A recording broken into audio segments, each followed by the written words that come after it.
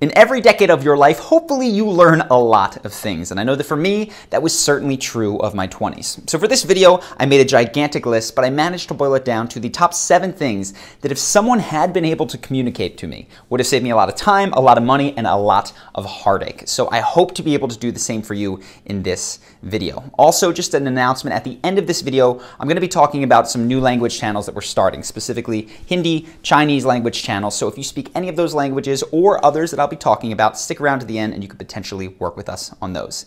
The first thing though, I wish that I realized that if you continue to hear something about yourself from friends, family, even strangers, it's probably true. And if I had been able to, one, get the feedback that people were telling me, first off, that I can be extremely stubborn, that I am a lot like my father in ways in which I didn't want to acknowledge that certain relationships that I were in were not healthy, it would have saved me years and years and a lot of pain. Bonus points here, if you can cultivate a space, a safe one for your friends to tell you the things about you that you might not want to see and even go out of your way to ask for that feedback will save you a ton of trouble. The second thing that I wish I realized is that when it comes to negotiations, 90% of success is in starting it because no one tells you that it's time to negotiate. So when you walk into a car dealership for the first time, the person doesn't say, the list price is $24,000, but now we're going to negotiate. You can expect to drive me down at least 20%, right? That doesn't happen. It doesn't happen in job interviews. It doesn't happen with regards to compensation or with regards to other intangibles like can you work from home or do you have to come in the office?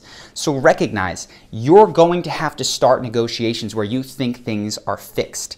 For me, this meant one of the only times that I actually did this was with grad school. There were 2 schools I had, one that I wanted to go to and one that gave me more money. I thought I was going here, so I sent an email to these guys, said, I appreciate it, I'd love to, but financially I just have to take this one.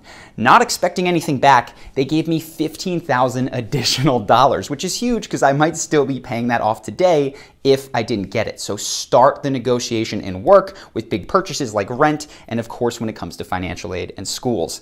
The third thing that I absolutely wish that I knew that nobody actually told me at the time is that scarcity is often just a tactic to get you to buy. And when I look back on all of the worst decisions that I've made, whether they were romantic actually or financial, it was when I felt like there was this sense of if I don't act now, I'm going to lose out. So don't get me wrong, there are things in life that truly are scarce, but what is unfortunately and uncomfortably the truth is that you're usually not so lucky to stumble into those once-in-a-lifetime opportunities when you're 22, 23 years old that you'll never see again.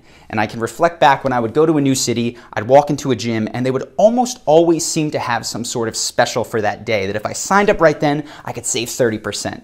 And as I got older and smarter, I realized those specials were constant. They were just to get me not to look at the competitors. So anytime that you feel like, holy crap, this is a huge opportunity, I've got to move now, pause. Take a deep breath and ask yourself, would you be acting today if this scarcity wasn't there? And not only would you be acting on this, would you be excited to move in the direction that you're going? If not, let it pass you by as a heuristic. That's going to serve you much better. The fourth thing that I wish I realized is that arguing over life philosophies, over how you live your life, is basically a waste of time, and it just shows that you're not confident in what you're doing. When I first read The 4-Hour Workweek, I told everybody, my mom, my dad, my friends and family, they needed to quit their job, they had to move abroad and start an online business like I was going to do. And we would go back and forth and they would tell me it's never going to work, and it was really a cause of a lot of strife in the house because then they pushed back on me. Reflecting back, I realized that one, I had no idea what I was talking about. Even though it worked for me, it wasn't necessarily right for them. But two, it came from a place of being afraid to do it, so I was trying to convince them that this was a good way to live so that I could feel okay starting. Instead, I wish I just did it and let my results speak for themselves. So if you're especially in your younger 20s and you're making your own path, don't tell people that it's going to work. Do it and have the patience to let the results and the proof be in the pudding. The fifth thing with regards to this is to really value experience more than book smarts. I think school is excellent. For me, it taught me critical thinking. It taught me these book smart skills. But I think it also depreciated the value of experience in my mind. I thought that if I read about something or thought about it long enough, that I understood it. And that's absolutely not the case. One of the most stark realizations of this was when I went abroad in college to Costa Rica. Prior to getting there, I just assumed that America was obviously the best country in the world, and little things like that I hated dancing, that dancing was for women. And of course you get there and you realize there isn't necessarily a greatest country. There are pros and cons to different styles of life, things that I love of the Costa Rican style and things that I really appreciate about where I grew up. Additionally, I found out that I loved dancing, and it wasn't just something that was for girls. A lot of people can do it and enjoy it. The point is, if you have strongly held convictions about things that you haven't experienced, pause and again realize that this is probably one of the biggest areas of growth for you. So lean into those things that you think you know a ton about this person or this type of living. If you go explore that and experience it, it's going to lead to tremendous, tremendous personal growth. The sixth thing here, this is really, I've always had a love of trying to tell the truth. This came to me very early in my early 20s, but what I didn't understand is that there is such a thing as a lie of omission. And so to me, telling the truth was just not fibbing, not fabricating a story.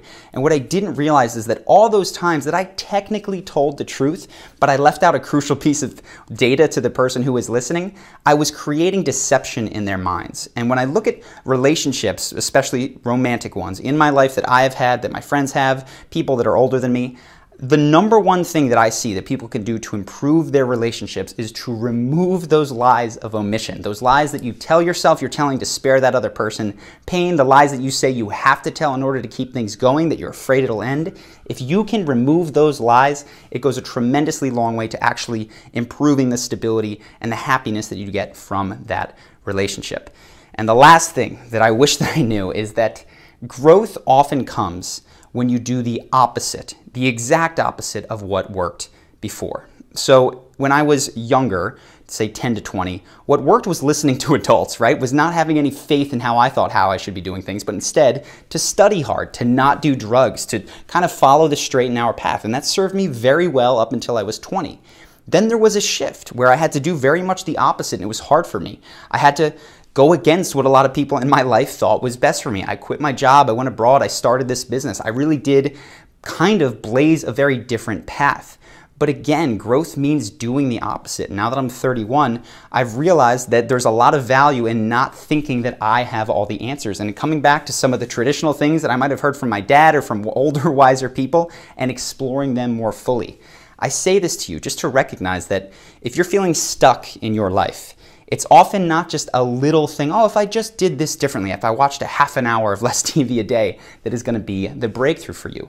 Sometimes it's a completely radical paradigm shift that actually opens up a whole new way of living. So just keep that in mind and don't close out possibilities to yourself. So I hope that this has been helpful to those of you in your 20s and maybe even beyond. But I mentioned that there is an announcement, and I want to tell you about that if you are someone who speaks a foreign language.